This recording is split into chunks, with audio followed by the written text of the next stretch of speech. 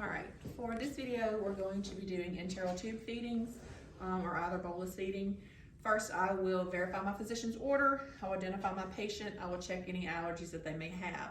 I will do some hand hygiene. I will don my gloves.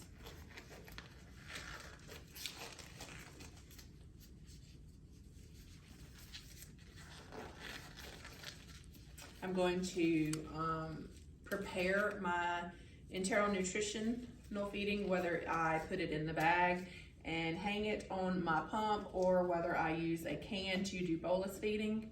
I will position my patient in high Fowler's position. I'm going to verify my tube placement by checking for some residual. I will check the pH and the residual in here. I will replace the contents if less than 250 mLs. If it's greater than 500 or 2 checks greater than 250, then I will stop the feeding for at least an hour. I will flush with 30 mLs of water once I check for the residual and the pH.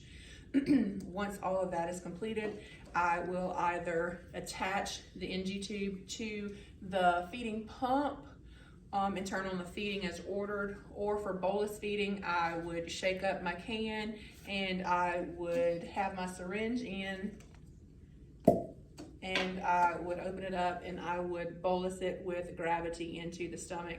After my feeding has been bolused in, then I will flush it with 30 mLs of water via bolus as well. When for continuous feeding, you will have your pump set to flush at however many mLs of water every 4 hours or whatever protocol or the doctor has ordered. You will check for residual every 4 to 6 hours or per agency protocol. The feeding bag and administration set will be changed every 24 hours to ensure that the feeding does not clapper and to make sure that everything is accurate and safe for the patient. The feeding bag and the abdominal at the abdominal site, if you have a PEG tube instead of an NG tube, you would clean that site, you would inspect that site daily, you would change the dressing around it as well every day.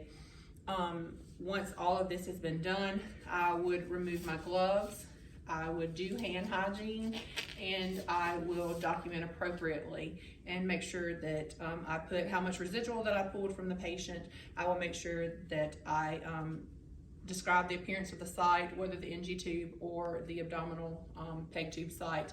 I will record the intake and output.